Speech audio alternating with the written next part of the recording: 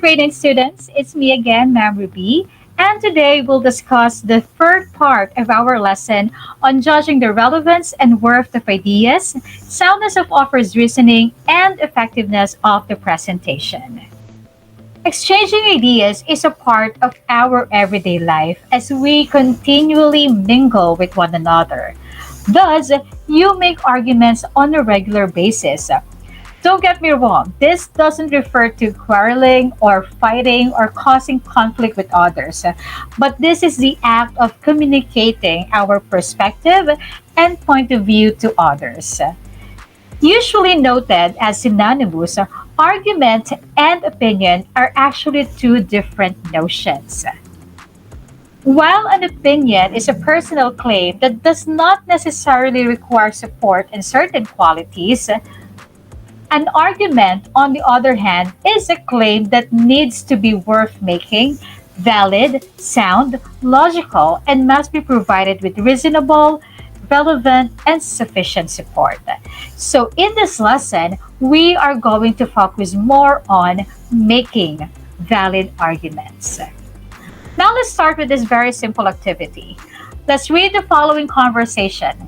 The girl says social media platforms are highly disadvantageous. The guy says, I believe otherwise. Social media platforms bring a lot of benefits because it makes communication and information dissemination a lot easier. Now, between these two statements, which do you think is an example of an opinion and which is an argument? Now, if you have chosen the girl's statement as an opinion, then you are right. It is an opinion as the girl has simply stated her notion or belief on social media platforms. On the other hand, the boy also expressed his notion on social media platforms, only that he also provided us with reasons as to why he believes so, making it an argument. So remember, an argument tries to convince us that something is true. And keep in mind that an argument to be considered as an argument has to consist of conclusion and a premise. The conclusion is the idea we are conceived to believe. So this is the claim that we are making. Whereas the premise is the support or reason showing that the conclusion is true. These are the reasons that we give in order to support our claim. An argument may be supported with more than one premise. Going back to the boys' dialogue, okay? Social media platforms bring a lot of benefits because it makes communication and information dissemination a lot easier. Now, the conclusion in his statement is social media platforms bring a lot of benefits. Okay, this is his claim. This is what he would like us to believe in.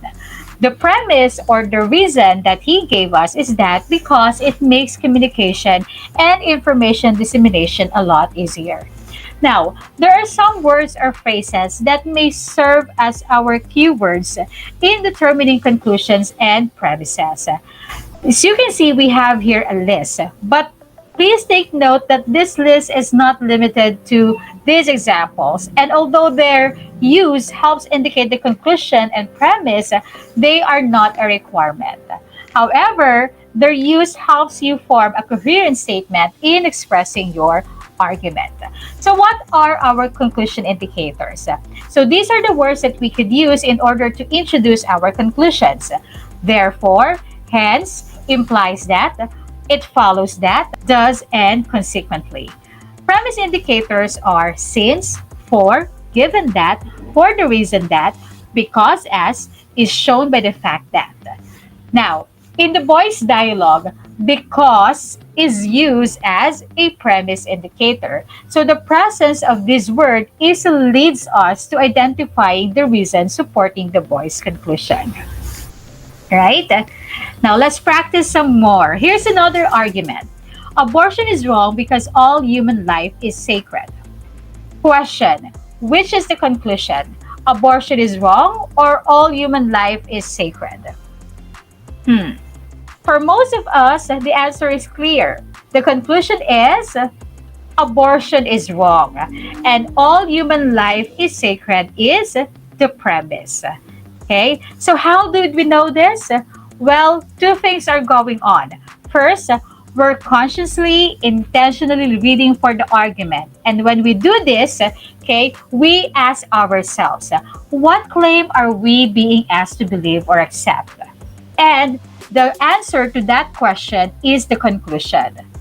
So in this example, the claim that is being asked for us to believe in is that abortion is wrong. Now, what reasons are being offered to accept that claim? The answer to that question is the premise. Okay, so in order for us to accept the claim that abortion is wrong, the speaker gave us the reason that all human life is sacred. Second, we have an indicator. And what is that? Yes, it's the word because. Because is what we call an indicator word that signifies that the next statement is actually the premise. Right? Next, let's try practicing more. It's flu season and you work with kids, so you should get a flu shot.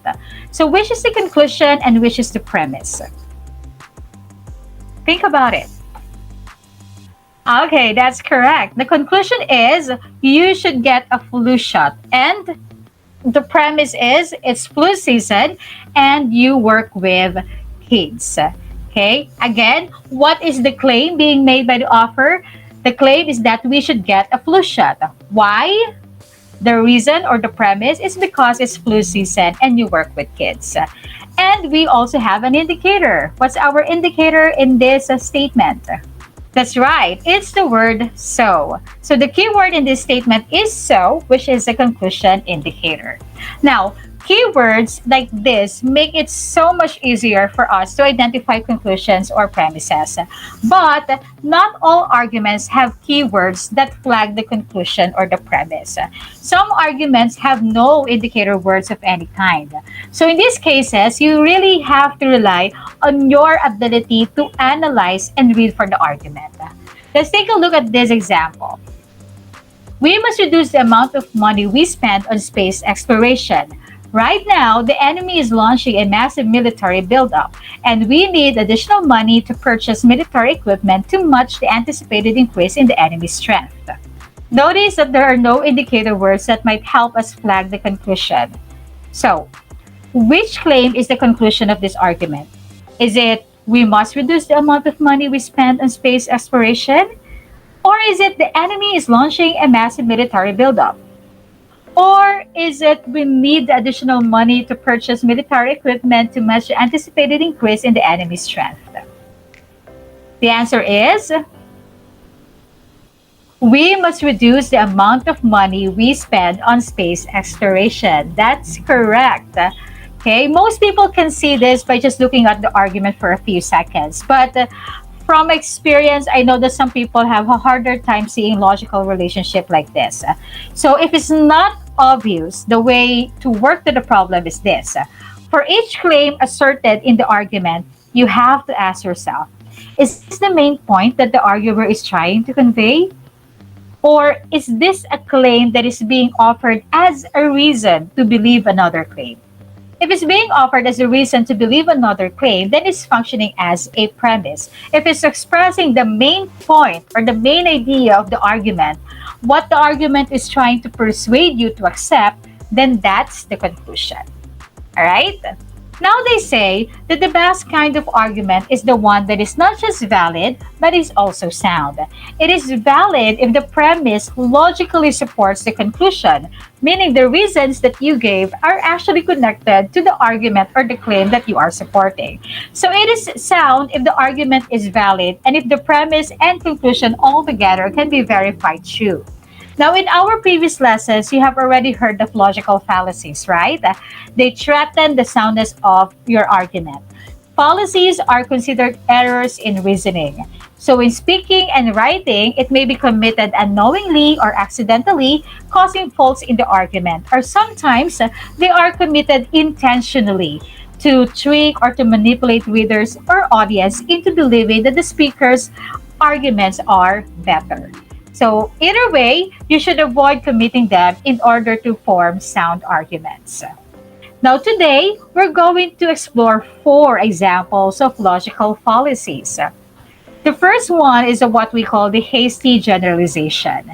It's making assumptions about a whole group or range of cases based on a sample that is inadequate or not enough. That is why we shouldn't make a claim and say it is true if it's only based on just an evidence or two. For example, librarians are quiet people and disciplinarians. So this is an example of stereotyping and overgeneralization, meaning to say just because you've met some librarians that are quiet people and are disciplinarians, it doesn't mean that all of them are quiet and disciplinarians. Number two, my roommate said her philosophy class was hard, and the one I'm in is hard too. I warn you, all philosophy classes are hard. So, two people's experiences, your experience and your roommate's experience, in this case, is not enough to form such conclusion. Right? So, a hasty generalization occurs when you generalize an experience from examples, not evidence. And that is why we also call it hasty induction or overextension. And stereotyping is under this. So this is jumping to a conclusion just because you have one or two evidences, right? Now, here are more examples. When I was young, my dad and brothers never helped me with the household chores. All men are useless in the house. So, in this example, the person making the statement had the experience of a father and brothers who did not help with the chores in their home. Based on a very small sample of just the men in her own family, she then jumped to the conclusion that no men know how to help in the house. Next, my child's classmates in preschool bullied him. All children are terrorizing bullies. In this sentence, the speaker's child was bullied in school by several students as evidenced in the plural form classmates. That means the sample size may be two or more students, but it's still a very small sample size to declare that all children are terrorizing bullies. In fact, by making that statement, that she is also including her own child in the mix, right? Next, dozens of poor families come to my grandfather for financial help. All poor people depend on other people for their living. So we don't know exactly how many poor families approach the speaker's grandfather for financial help. The phrase dozens of tells us that this is a big number, but it's still too much of a stretch to describe that every poor family as always being dependent on others. Last example. I ate in free restaurants in Bangkok and didn't like the experience. There are no good restaurants in Bangkok. So here, having visited free restaurants is not enough to say that all the restaurants in Bangkok are not good, right? So I hope hasty generalization is clear. The next one is the post hoc, stressing that two events or concepts are related in the sense that one causes another when they are actually not. So to avoid using this, we should not assume the cause and effect relationships between two concepts or events without considering other factors. Pos Hoc Fallacy or Pos Hoc ergo propter hoc, which means after this or therefore because of this, is a fallacy that is based on false notion that since event B followed event A must have caused event B. So this reasoning is logically fallacious because the fact that event A happened earlier doesn't necessarily mean that it was the cause. So this type of reasoning is the basis for various kinds of beliefs, superstitions, and false findings in the search for causes of certain diseases or explanations for certain phenomena. For example, if you drink a glass of water and soon after you get a headache, it doesn't follow that your headache must have been caused by the glass of water you had. The reason may be, and in this case is more likely to be, something entirely else. So note that events that occur in succession may well be casually related, but they may also be completely unrelated, apart from the fact that the other happened after the other. Okay? So not just because event A happens first and then event B follows, it doesn't mean that event A causes event B. So if we make such connections, we are committing Pos Hoc Fallacy. The Pos Hoc Fallacy is the foundation for an abundance of false beliefs. In particular, many superstitions are based on it. For instance, one may conclude that something bad must have happened to them because it's Friday the 13th, or because they broke a mirror or walked under a ladder earlier that day.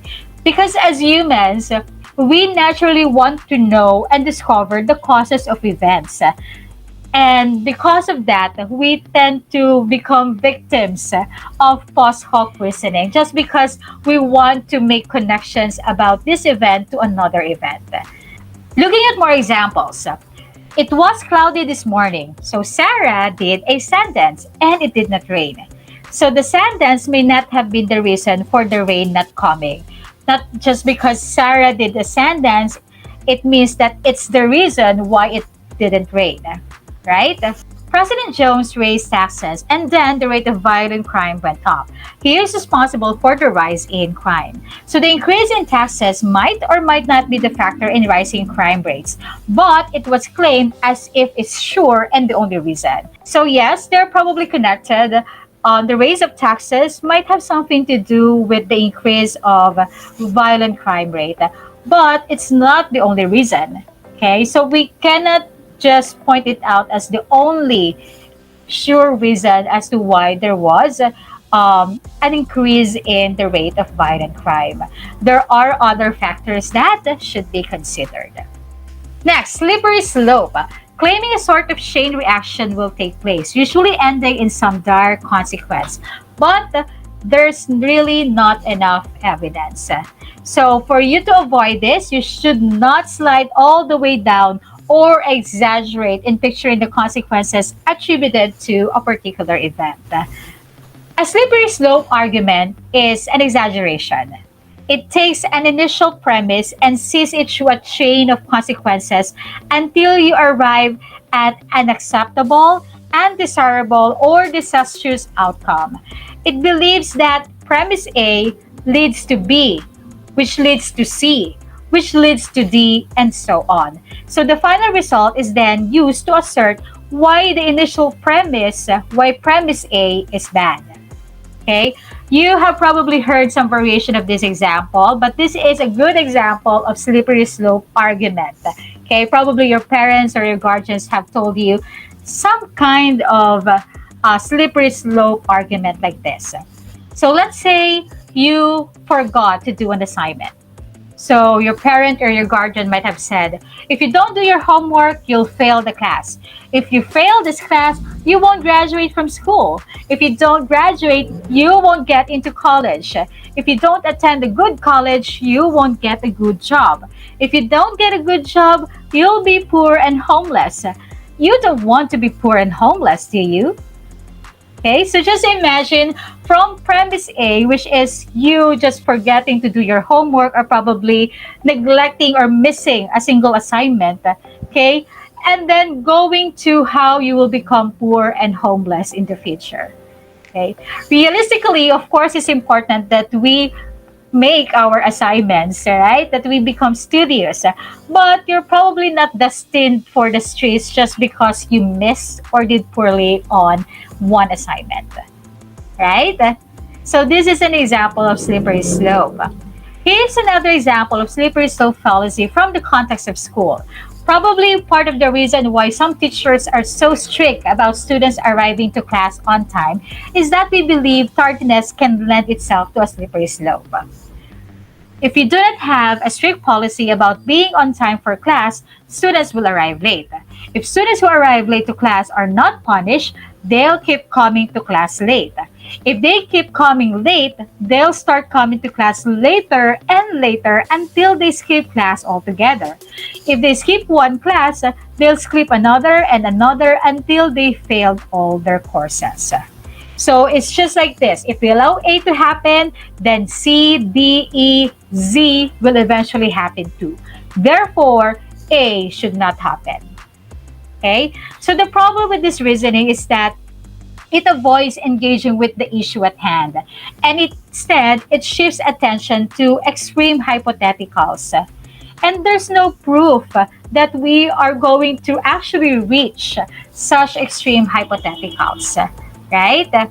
Another example, someone asserts that if we allow same sex couples to marry, then the next thing we know, we'll be allowing people to marry their parents, their cars, and even monkeys.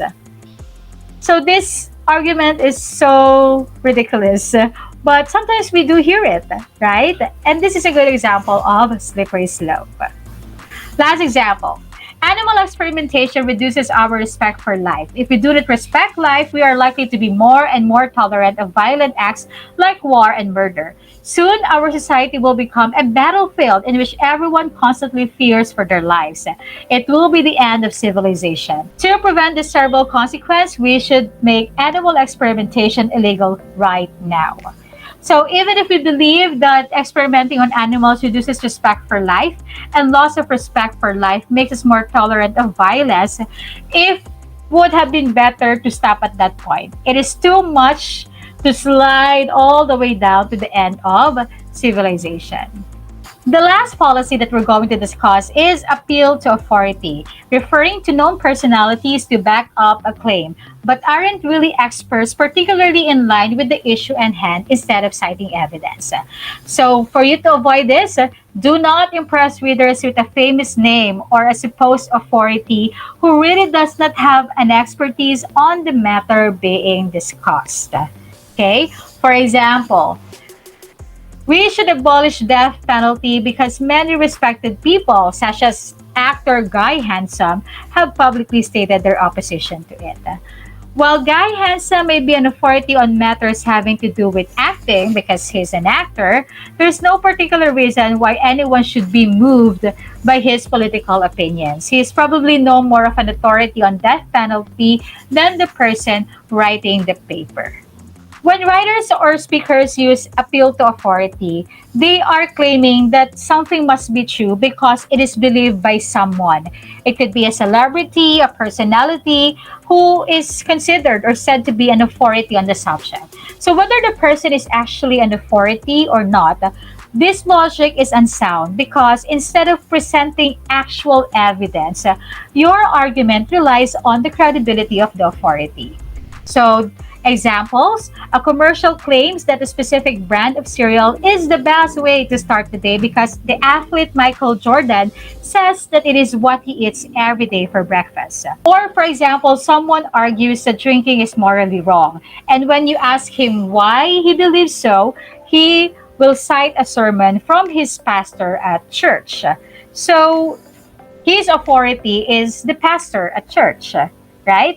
Or let's say a little boy says that his friends should not go swimming in the river. And when his friends ask him why, he said that because his mama or mother said that there were germs in the river. So for that little boy, his authority is his mother, right? So that's what we call appeal to authority. Now, let's explore all the learning tasks that you're going to accomplish for this week.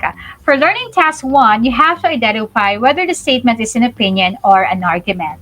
In your pad paper, copy the table and write the sentences indicating opinion on the first column and sentences indicating argument on the second column. So, for example, the first sentence is, writing an essay is laborious. Is this an opinion or an argument? That's correct. It's an opinion. So why? Because the person is only stating his belief or notion about writing, but it didn't give us any reason as to why writing is laborious. How about number 2? Traveling is an interesting experience since it is an opportunity to widen one's horizons by meeting other people and emerging in other culture. Is this an opinion or an argument? That's correct. It's an argument. Why? It's composed of a conclusion, The conclusion is that traveling is an interesting experience. That's the claim. And it answers the question why. So it has a premise. It's an interesting experience because it's an opportunity to widen one's horizons. So again, all you need to do is to identify whether the statement is an opinion or an argument. Write the opinions on the first column and write the arguments on the second column. So that's for learning task 1. For learning task 2, identify the type of fallacy of the given statements. Write the letter of your answers on the blank. So let's just do number 1. Number 1. Catherine's little sister was playing with building blocks. When Catherine passed by, she happened to sneeze, and the blocks tumbled down. Her sister came running to their mom, crying, telling that her sister ruined the palace she was trying to build. Okay, so is this an example of A, hasty generalization, B, pos hoc, C, slippery slope, or D, appeal to authority? That's right. This is an example of pos hoc. Why? We connect event A to event B. Just because Catherine passes by and sneezes, it doesn't mean that that's the cause why her palace or her blocks tumble down. Okay? So that is why it's pos hoc. Okay. So there are 9 more statements to go. Identify the type of fallacy. Just remember, if we say hasty generalization, it's jumping to conclusion based on little evidence or examples. Okay? Pos hoc, it's connecting an event to another event, although there is actually no relationship between the two. Slippery slope is an exaggeration. Okay? It's telling us that premise A can lead to premise B, C, D, until we come up with extreme hypotheticals. And letter D, appeal to authority, it's using authorities, celebrities, personalities, okay, to support your claim instead of using evidences. Okay, so for learning task 3, there are 5 paragraphs given to you. All you need to do is to read the paragraph, identify the premise or premises, and identify the conclusion. So again, you just have to read for the argument. If there are no indicators given, okay, you just have to ask yourself, what is the main point that the speaker is trying to convey? What is the claim he's giving me? Okay, if you answer that question, then that's your conclusion. Then look for the reasons being offered to you to believe this claim, and that will answer your premise or premises. Now, for learning task 4, the picture portrays a lot of scenarios relevant to the issue of climate change. So in your pad paper, you're going to write down 4 arguments related to the said environmental concern. Make sure that your argument consists of a conclusion and at least 1 premise. Use conclusion indicators or premise indicators in writing your sentences. So you have to come up with 4 arguments based on the picture that you are seeing. It's all about climate change. For example, we should fight against climate change because this results to negative impacts to our environment. So in this example, my conclusion is that we should fight against climate change. And my premise is that because it results to negative impacts to our environment. I've used because as a premise indicator. Now remember, make sure your argument consists of a conclusion and premises. Review if your conclusion and premises are logically related. Use conclusion and premise indicators if necessary. What you shouldn't do is to use logical fallacies in your argument so as not to mislead or even worse, to intentionally trick your readers into believing your argument. Do not forget to verify if the basis of your conclusion and premises are valid, true, and reliable. For the last part, for the assessment, read the sentence carefully and determine whether the statement is true or false. On the blanks, write yes if the statement is true and no if it is false. For example, number 1, the premise is the idea we are conceived to believe, while conclusion is the support or reason showing that the premise is true. Is this true or false? Is this correct? It's a false statement, right? So, no, it's actually the other way around. The conclusion is the idea we are convinced to believe in, and the premise is the support or reason showing that the conclusion is true. And of course, for the last part, do not forget to accomplish the reflection. So that's it for me today. Thank you so much for watching this video. I hope I had helped you somehow in understanding our lesson for this week. Thank you so much, and I'll see you next time. Bye.